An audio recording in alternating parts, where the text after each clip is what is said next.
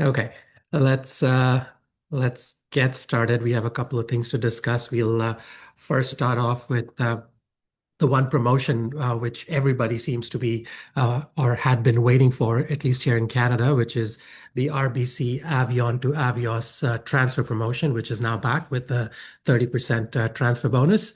Fantastic news for everybody that was waiting, collecting their points and such. That promotion, the 30% bonus is available until July 11th. And you have to transfer minimum 10,000 points to partake in this promotion. And yeah, so just to let you guys know that the bonus piece, once you make that transfer, even when you're transferring, the bonus points won't show up. So don't panic if you haven't done one of these before. It will eventually show up once your points transfers come through. So let's say minimum 10,000 is what you transfer. It'll show 10,000 RBC Avion points is 10,000 BA Avios. You transfer that, and then you'll see in the next 3 to 5 days, if you were to do it today, you'll see 10,000 points post and then the additional 3,000 points that'll come along with. But that additional 3,000 doesn't show up on the actual transfer portal. So sometimes it freaks people out, but make sure you don't stress about that. That consistently comes through. And for me, it's been more 3 days, 2 to 3 business days than it is 5 days, to be honest. I think may have been one time it took a full 5 days to come through, but in most cases, it comes through within the 2 to 3 business days time frame. Yeah, and for most people, the reason this promotion has such a following is because this transfer represents a great opportunity to unlock sort of premium cabin bookings, say with the Qatar Airways. So Q Suites is the one that everybody is trying to lock in through this. Because obviously the airline or Qatar Airways is one of 7 airlines that shares the Avios currency ecosystem. So it's a common currency across 7. And the beauty of Avios is that it's pretty straightforward. So you can, once you have transferred everything into BA Avios, for example, you can then move it from BA Avios to Qatar Privilege, I think is the name of the program, Qatar Privilege or the other 6. Speaking of, without cheating, can you folks tell me the other 6? We obviously Qatar Airways is one, British Airways is a second, not 6. The other 5 airlines that use Avios as their currency. Let's see if this little Japan, really? What? Heather comes in first. Aer Lingus, Iberia. Yeah, Aer Lingus, Iberia, BA Qatar. Uh, Sarah's chatting away in different threads, and no, definitely not Oman. So how many have we put down? So Rahul has also guessed it correctly. So it's Iberia, Aer Lingus, BA, Iberia, Aer Lingus, BA Qatar. So that's 4. We are still missing, and we are still missing 3, right? So what are the other 3? Without looking it up.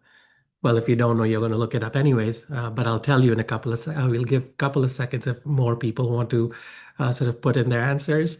Uh, and if not, so yeah, Jonathan, well done. Finnair is definitely one of them. So Finnair is one of them. And the other 2, to be honest, I wouldn't blame you because I forget about them always and I have to look it up.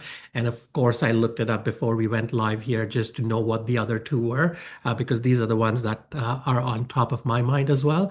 The other 2, the smaller ones, are Vueling, Vueling, Vueling, yeah, and Loganair. And neither of those do I partake in, but Vueling and Loganair are the others that sort of share the Avios ecosystem. What's M&S, Heather? As you know, I don't do well with airport codes or airport codes or Marks and Spencer. Okay, yeah, good guessing, Heather. Marks and Spencer is not the one. Oh, Heather is saying Marks and Spencer is where you can earn Avios. Yeah, that's a whole different story. Avios has a very robust sort of their shopping platform or the shopping portal is very robust. And of course, I'm not surprised Marks and Spencer is part of it. But the one that this community uses a lot to earn more Avios is also Airbnb. Now we are talking Avios completely, right? Just in terms of earning your Avios points. So yeah, if you have Airbnb bookings coming up, you can very well go through the BA Avios portal, the shopping portal, search for Airbnb, and you'll click through there. And once you click through, it takes you to your regular Airbnb account where you log in and do your thing. And you'll be able to earn, I think, 2x the points for every uh, £1 or £1 spent towards that booking. And yes, you can book your Airbnb can be booked anywhere in the world. That's not an issue. And a lot of these points do take a little while. The portal points take about, I would say, a week or so, like a full week after your Airbnb stay has completed for those Avios points to post. Also, Qatar reminds me, Rahul. Also, Qatar with Booking.com. Okay, Rahul, can you flesh that out a little bit more for me? Are you talking about earning Qatar Avios points through Booking.com? I think that's what you meant. Then yes, I may have heard of it, but yeah, definitely not something that's on top of my mind. So thank you for that. So Rahul has confirmed that the other way to earn Avios points is also, Qatar Avios points. Directly through booking.com. So if you're making other hotel bookings which are not part of, or even if you were going to use booking.com for whatever reason, you may as well earn some Avios points while doing that. Fantastic data point. Sarah says, I have a data point on BA household accounts in case anyone is affected. BA changed engine back in a couple of months ago, and many household accounts, including mine, got damaged. BA says fixes targeted for June 11th. Okay. Uh, Sarah, if you want to tell us a little bit more what you mean by damage, do you mean household accounts got unlinked or they weren't pooling incorrectly? Is that what you mean? And if so, we'll wait for you to confirm. So what I want to know is what was broken because of that change. Was it the actual pooling wasn't coming through, or were points not posting, period? So please let us know. Yeah, so great. So Avios has a lot of fan following, as you can tell from all the comments coming through thick and fast. Uh, but obviously, you know, the 30% transfer bonus from Avion to Avios makes RBC Avion as a currency really, really valuable for Canadians looking to diversify their portfolio. And RBC, being one of the biggest banks, also has a deep, deep reach within Canadian wallets with their credit cards. And what better way to earn some additional Avion points through the current RBC Avion Visa Infinite card offer, which has 55,000 welcome bonus, the highest the card has seen. And this has now become like an expected thing that comes through a couple of times in a year. So that 55,000 welcome bonus through the RBC Avion Visa Infinite card is actually available only till June 11th, I believe, which is coming up in the next few days. So yeah, heads up, last call, that's the way to do it. And with that card, you don't get the 55 all at once. You get 35,000 points upon approval, and the other 20,000 points come through when you make or when you meet $5,000 spend in the first 3 months. And if you're looking to stack that with this transfer opportunity, you obviously, if you get the card right now, so let's say you get the card today, in the next couple of days, once the card comes through and you've set everything up, you'll get your first stack of 35,000 right away. So you are able to move that to Avios if you wanted to, while you waited for the additional 20,000. That additional 20,000 does post with your statement date. So depending on when the statement date is, because the deadline for the transfer bonus, we're now talking two different things. The deadline for that transfer bonus is July 11th. So a solid 1 full month and a couple of days from now. So if you're able to lock in, meet your purchase before that statement date comes through, then you may see that additional 20,000 post, which you can transfer over, but I wouldn't bank on it.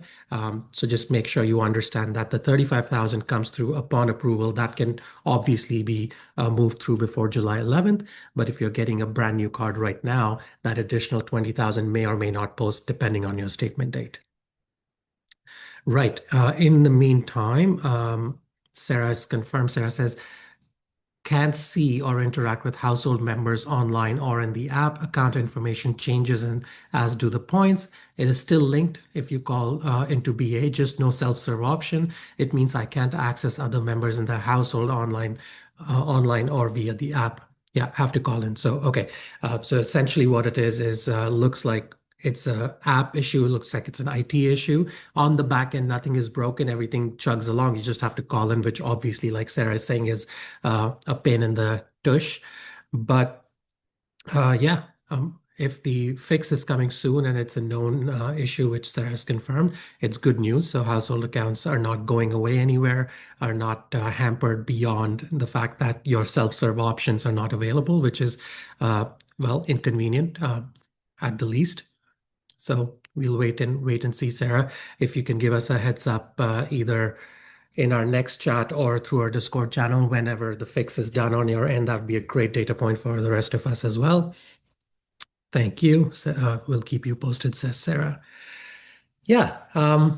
So the welcome bonus with the RBC Avion card right now is perhaps one of the best ways to get a decent chunk of Avion pretty quickly and then transfer it over to Avios if you had plans to use them. And yeah, but should you really transfer Avion to Avios? Like, is that a sure shot deal for everybody? What are some of these opportunity costs that, opportunity cost is basically what else can you do with those points that you're not doing in choosing to move Avion to BA Avios? So let's talk a little bit about that because obviously RBC Avion card itself will transfer one-to-one with Cathay Pacific Asia miles. We'll transfer one-to-one with WestJet points as well. And we'll transfer to American Advantage points, but not one-to-one, 1 to 0.7. So for every 10,000 Avion points that you transfer, you get 7,000 American Advantage miles. So these are the other three options that, other than British Airways, obviously, that you're missing out on. So let's talk with the lens of premium booking or premium travel options. Let's look at Asia Miles as an example. But before I do that, Heather Quips says buy a toaster. Yeah, don't do that. Sarah says AA is my preferred transfer for Avion. Yeah, we'll talk a little bit about that. Sarah says Etihad residents would miss me too much if I did not have AA in my, or if I did not transfer enough AA miles. Yes. Let's start with Cathay. Let's start with because we are talking about premium redemptions, like Sarah said, she's gone into that data point about Etihad residents right off the back. But before we get there, let's talk about Cathay because that's more one-to-one. So Cathay Asia Miles. So you could transfer your RBC Avion points to Cathay Asia Miles as well if you wanted to. It's easy, one-to-one transfer. You can even stack that with the new card acquisition offer that's going around, which is the only Canadian card that earns Asia Miles directly. Yes, I'm talking about the Cathay Neo World Elite MasterCard, which the new offer is the highest ever, which is 60,000 Asia Miles. That you can get. And again, the split is very similar in the sense that you get your first 35,000 Asia miles upon approval of that card, and the other 25,000 comes through on statement date when you meet the $5,000 spent in the first 3 months. So again, if you have a little bit of Asia miles or if you're working towards your Asia miles, moving your Avion to Cathay Pacific Asia Miles could be one way, and really stacking it with the new Neo card offer can be another way to get through enough Asia Miles. And Asia Miles, some of the sweet spots, I mean, we're not going to get into the actual routes, but if you're thinking about the new Aria suites, which Cathay has been drumming up really well, hey, a new route out of Vancouver just started on June 5th, a couple of days ago, Vancouver to Hong Kong. But the Cathay Asia Miles has the best availability to lock in your Cathay premium redemptions. So I think that is really valuable as well, particularly for those that might be looking to experience the new Aria suites, which are on the revamped or the remodeled 777-300s.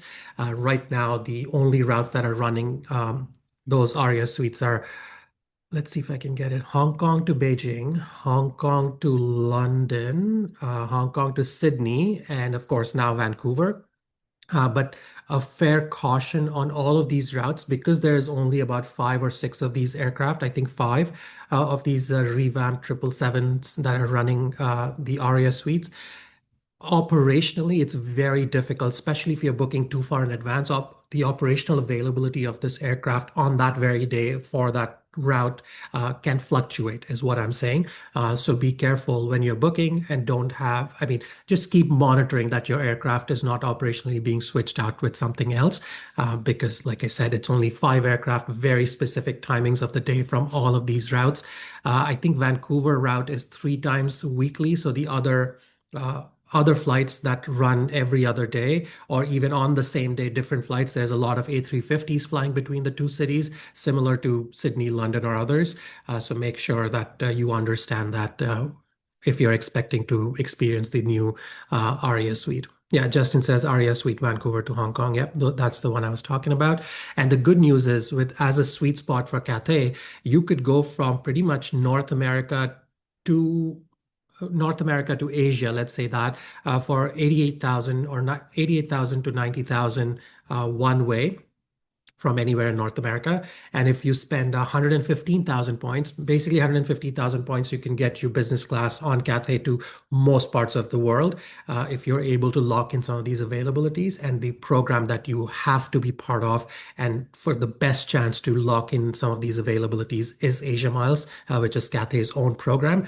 So that's the best way of doing this, because like I said, 88,000 one way from North America to Asia. And we're not when I say North America to Asia, West Coast to Hong Kong, or even East Coast, like that long flight, JFK to Hong Kong is also 88,000, or sorry, 115,000. Oh, let me could be wrong.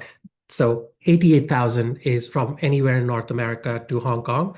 115,000 could be anywhere from North America to most parts of the other side of the world, which could be all the way through to Sydney. So you go Hong Kong, Sydney, or you go into Africa to Cape Town or Johannesburg through using Cathay, or if you go to India to Mumbai and New Delhi, that could be it. So yeah, really, really strong program and a solid product line.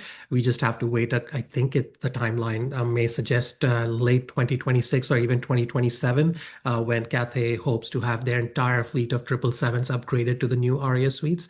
I think right now the biggest hurdle in locking in some of that availability is there are far and few between. And then also, after you've locked something in, you have to keep monitoring them just to make sure that they're operationally, your aircraft is not swapping in and out, because if you're in there for the ARIA suites, you would be in for a surprise. Yeah, and then let's talk about American. So that's one way of really leveraging your Avion to Asia Miles. The other one, I'm not going to talk about WestJet because we are talking sort of more international premium cabin redemptions. So let's skip to American. I think American is a very, very, let me say that again, very strong option to move your Avion points over. The reason right off the back on paper it doesn't get as much attention is because it's not one-to-one. It's you lose out 30%. So basically, for every 10,000 Avion points you move to American, you only get 7,000. But guess what? American, by far, of the One World programs and even across the board, has the least amount of taxes associated and has some of the best availability for partner awards within their own program. Sarah already mentioned Etihad, and to be honest, despite Etihad being on Aeroplan and others and dynamic charts, this, that, and the other, I find I find Etihad availability on American the most consistent way of locking something like that, or even Japan Airlines for business or first class redemptions, particularly for those that are looking for first class redemptions. American Advantage does a terrific job. And don't get me wrong, American Advantage program is a dynamic program, so it will fluctuate, but you can easily find availability and great value when you're not being hit by dynamic pricing. The one way to think about it is, well, if you're doing an American to Avios comparison in terms of availability, because both of them are one world, taxes is huge on any of those Avios airlines and programs. American can be dynamically priced, so it may require a few more miles from you, but taxes are like super low. And we are talking about like $70 compared to say $300, $400, $500 through the other Avios programs for some of these longer international routes. Yeah, couple of comments coming in, and just going to finish my thought process here. Well, I've already lost it, but let's take some of your comments. Alex says, plus there was a promo in 2025 for RBC Avion to American Advantage. Yeah, great data point, Alex. We have seen that promo. Correct me, wasn't it only 10% or 15% or something like that? I don't think it was as high as 30%, or maybe it was, and then that brings you to one-to-one parity. And if that happens, that's fantastic. I haven't seen one of these come through just yet. Justin says, do we know if Hawaiian to Alaska points transfer continues after, oh, so side question, after June 30th? And Alex responds to that, says, Amex US has a big post when you log in, it ends June 30th. Alex says, don't forget the very, very low change in cancellation fee. Yes, thank you. That's what I was, I knew I had something else in my mind and I lost my train of thought. Thank you, Alex. Yes, the other big advantage other than the taxes piece with American is that American allows you last minute cancellation. So up to 24 hours before the flight, you can still cancel your awards with no fee, which is a fantastic benefit. And if you really want to understand the value of that benefit, somebody like an Aeroplan only allows that benefit to their super elite members. And with American Advantage program, you don't need to be sort of their concierge key or whatever else, whatever their highest tier is. You can do that even as a pleb like me who has zero status with American. So a great advantage to that. Heather's confirming that it indeed was 10% or 15% from Avion to American last year. So if that happens, it sort of brings you a little bit closer. But in a nutshell, if you think about this, you're basically comparing, do I want to spend more out of my pocket, or are you okay to spend a little bit more in miles, but really keep the taxes low? And then the flexibility of cancellation is a big plus for American.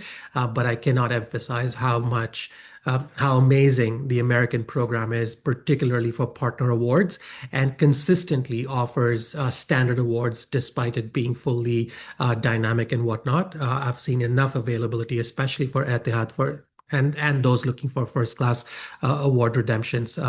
American tends to be the go-to program for all of them. So don't lose out on the value that American miles can bring to your travel plans simply because Avion does not transfer to American one-to-one.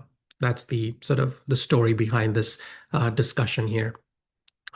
Anything else that I may have missed out in terms of comparing the two? The taxes are the big ones, cancellation policy, and just overall really strong search engine and availability through American program for partner awards. Those are the three things that I think really makes it stand out. But the pros of going into Avios is the fact that you can easily move the points around across 3 to 4 to 5 to 6 different programs as and when you need. And once you've found your availability, you can do it. So it does it instantly. For example, with Q Suites, if you go into your privilege account, and even if your privilege account only has 20,000, but your Avios, BA Avios account has the other remaining points, as you're making that booking, it will automatically pull your points from the big pool of BA Avios into your Qatar privilege and let you proceed with that booking, which is a very handy way of being able to book. So you don't have to wait hours or days for your points to move so that you miss out on that availability bit, which is, yeah, a great way of doing it.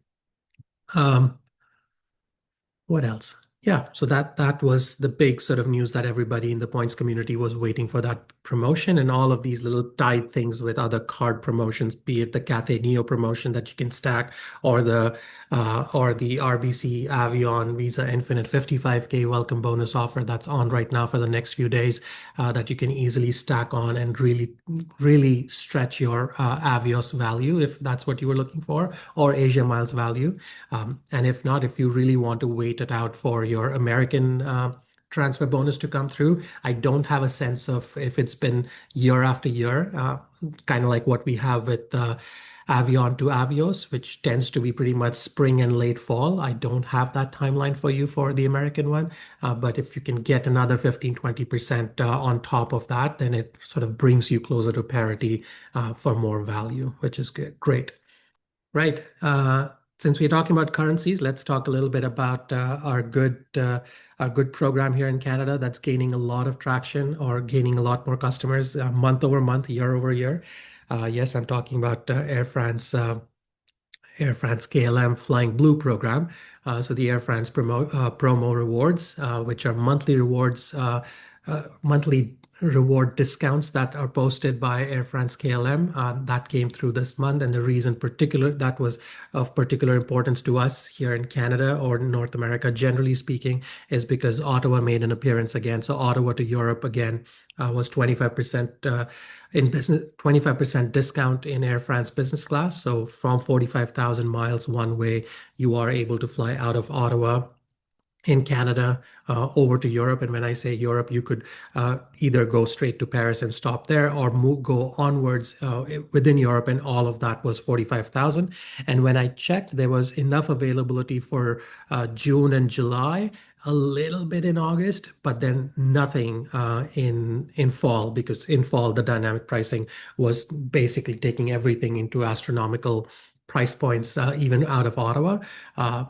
But yeah, the other North American gateways that are part of the Air France promo rewards this month are Montreal, but these are business class was only Ottawa. Montreal was economy. New York was again economy. Denver to Europe was economy as well. Las Vegas and San Diego were the other options.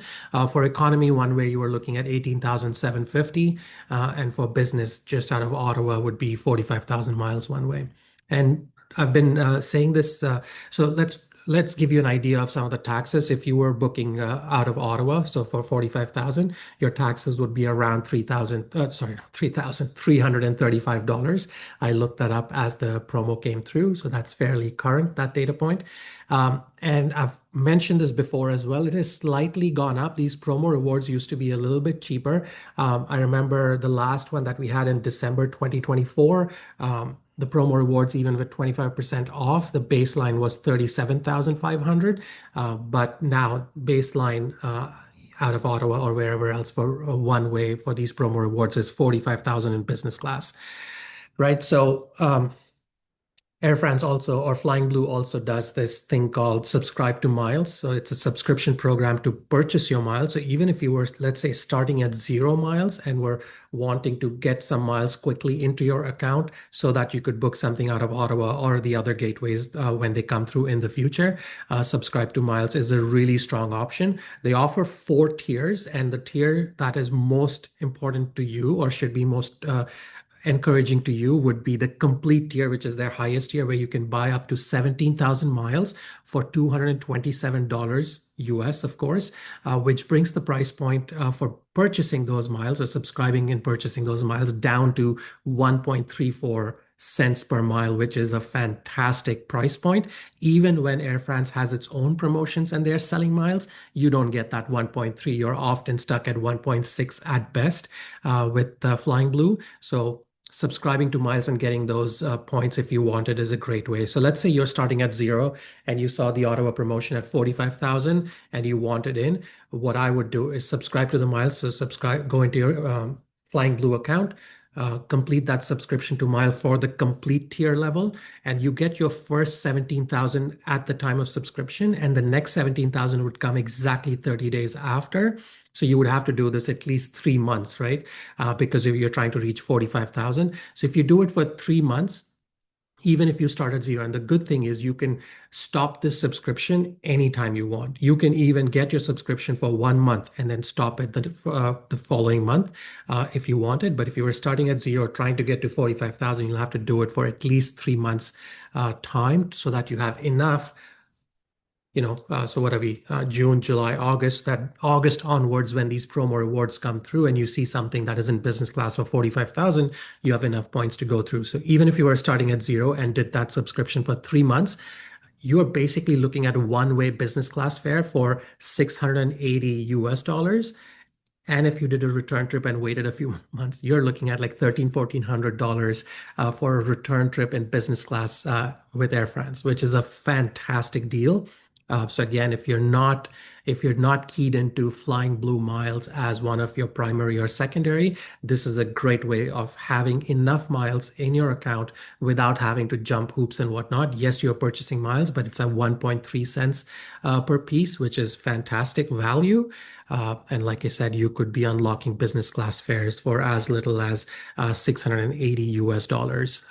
One way from North America into Europe, Paris and onwards, of course, or Amsterdam and onwards if you are flying KLM.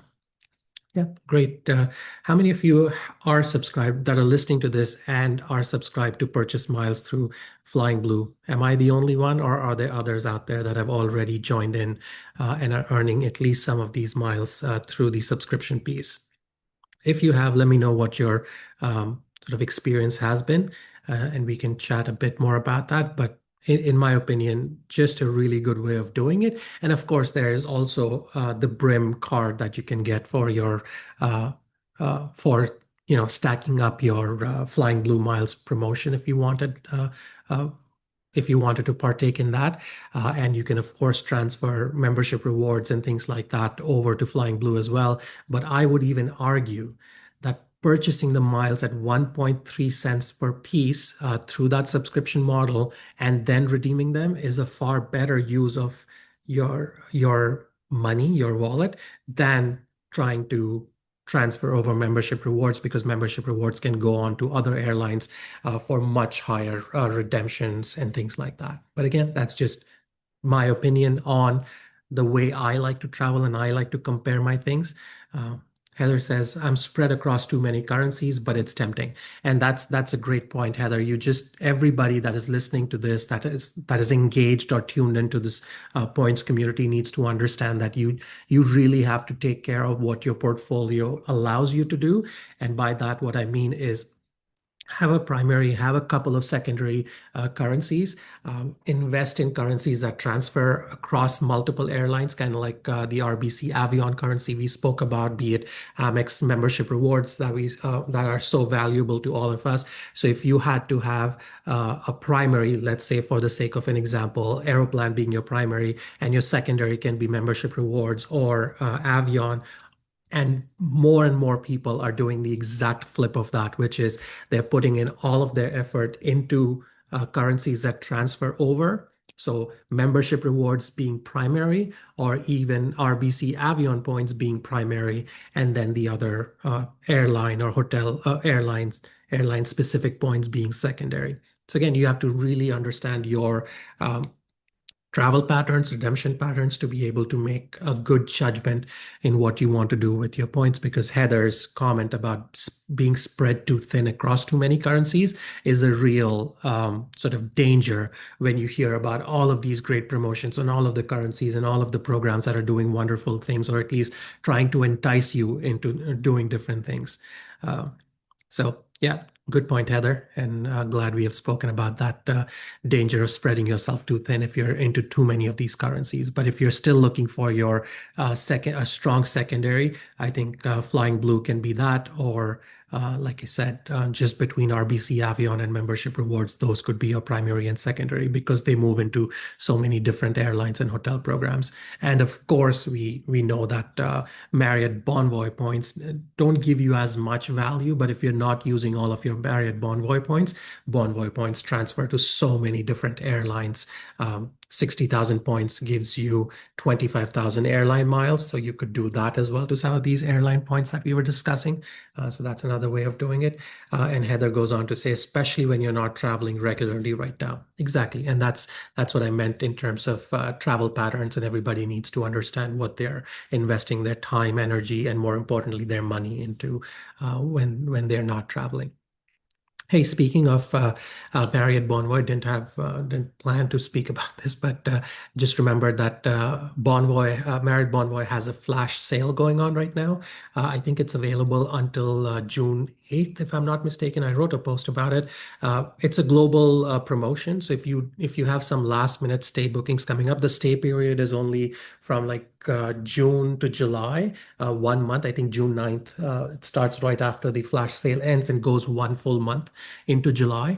So if you have some last minute bookings coming up, you can lock in a sweet 25% discount as a Bonvoy member as long as you make that booking through your app. I played around the website and app, and I could typically find 15 to 20% difference for those particular dates that you were looking for. Yeah, so if you have some last minute stays coming up and you want to lock your 25% in, do it on the app as a Bonvoy member, and that's the way to do it. Heather, thank you for confirming. Heather says June 9th to July 6th is the stay window, so just about 1 month, but you have to make your booking by June 8th, which is tomorrow. So you have another day to make sure that you lock something in terms of savings. Sarah says, I've subscribed to Flyingblue. My credit card expired. To change it, I had to cancel my subscription, wait a month, and then resubscribe.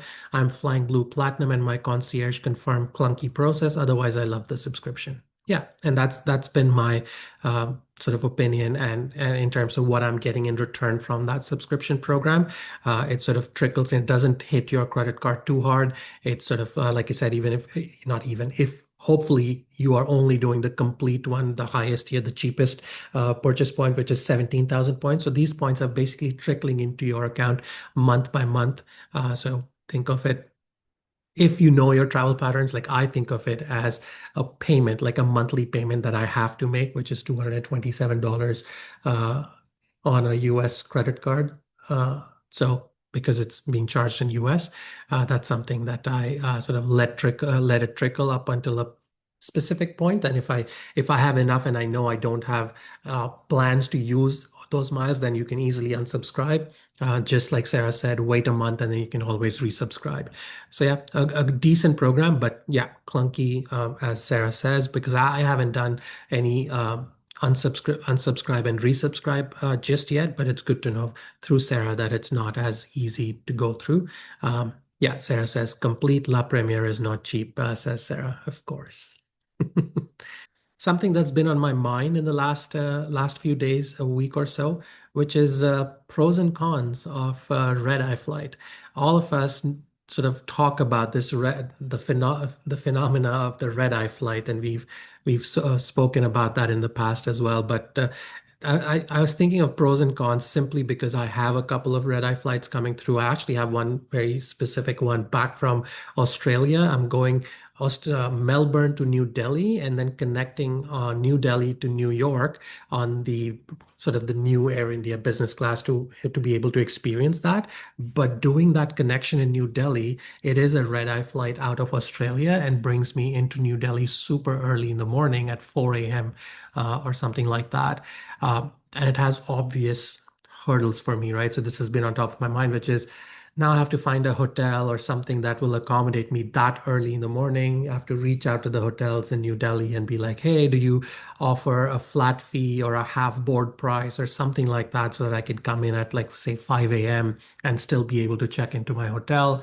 Because from what I know from all the stays I've done, unfortunately, New Delhi Airport doesn't have a big arrivals lounge or doesn't have any arrivals lounge, so to speak. I may be able to get into a premium plaza, which is outside of security, but there's no arrivals lounge. If you have a red eye flight, one of the things you can do is you can access an arrivals lounge. Like if you were going to say London has great arrivals lounge there. Air Canada actually has an arrivals lounge in London as well.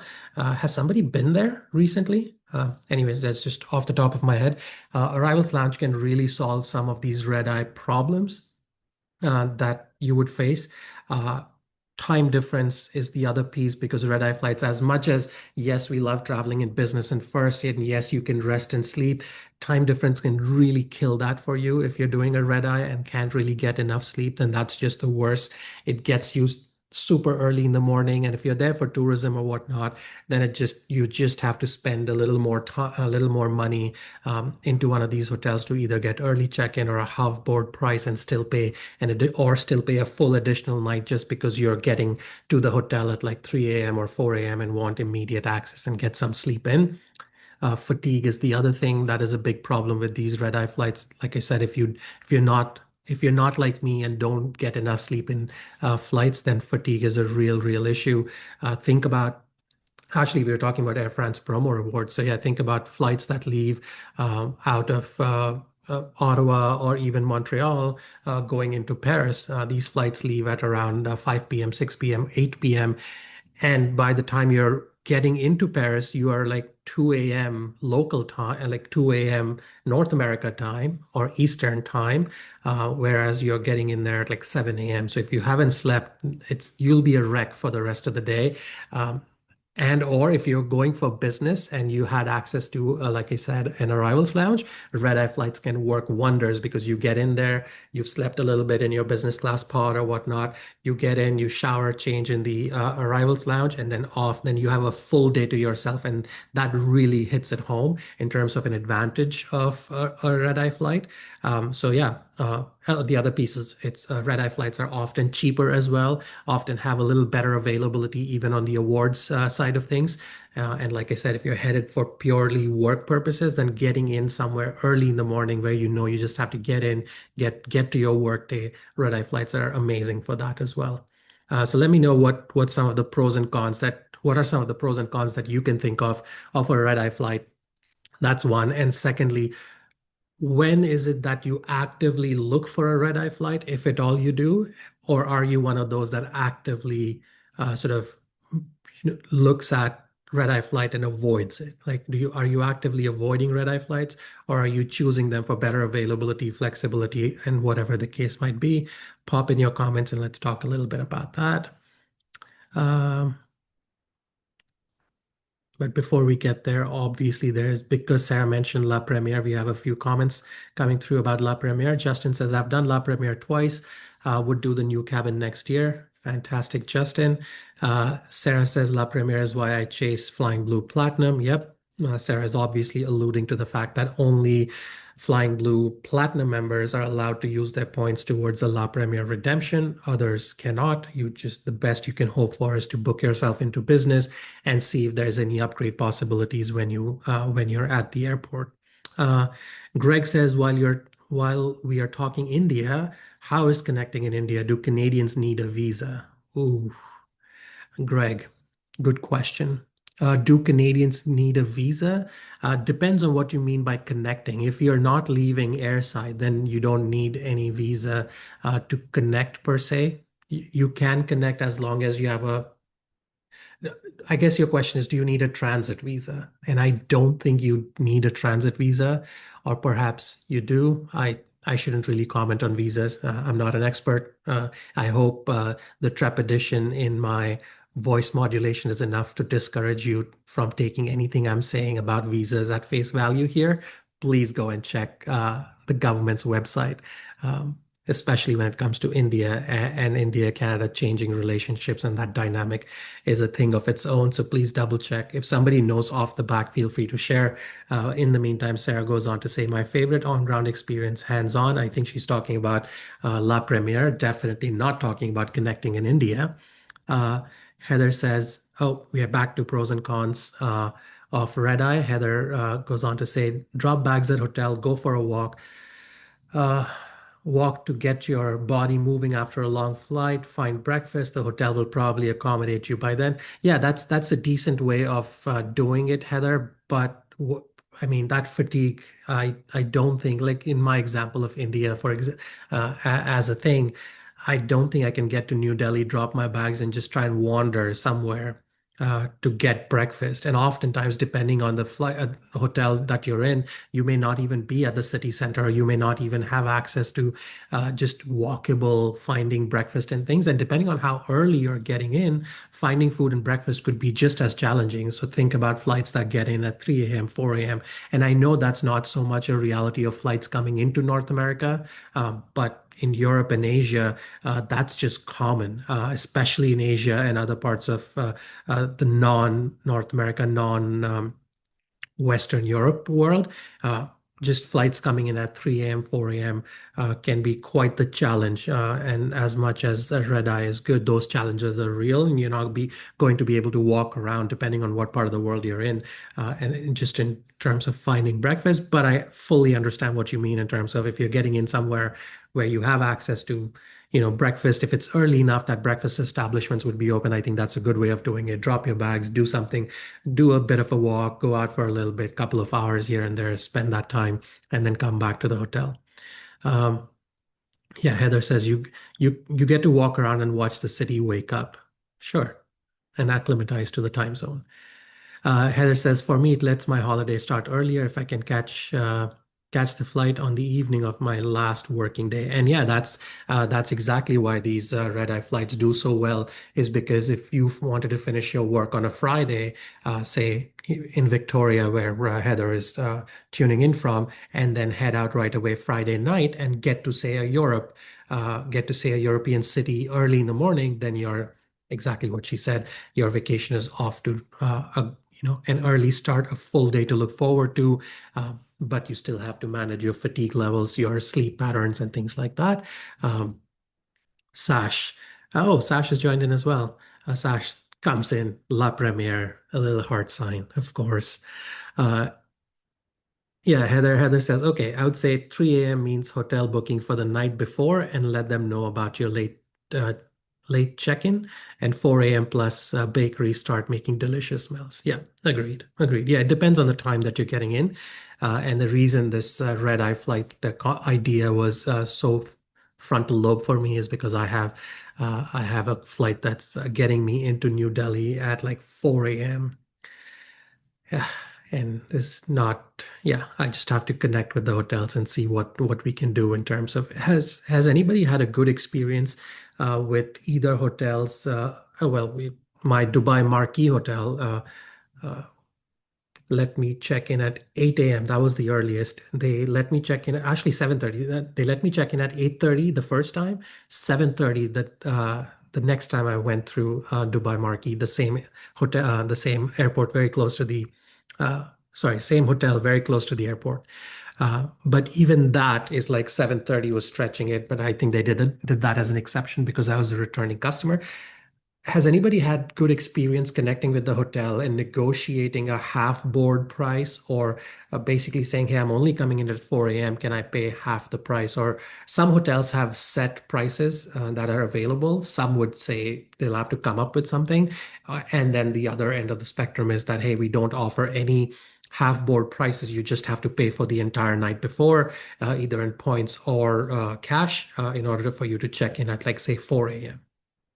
Oh, right. Heather says Hawaiian hotels have some day use rooms.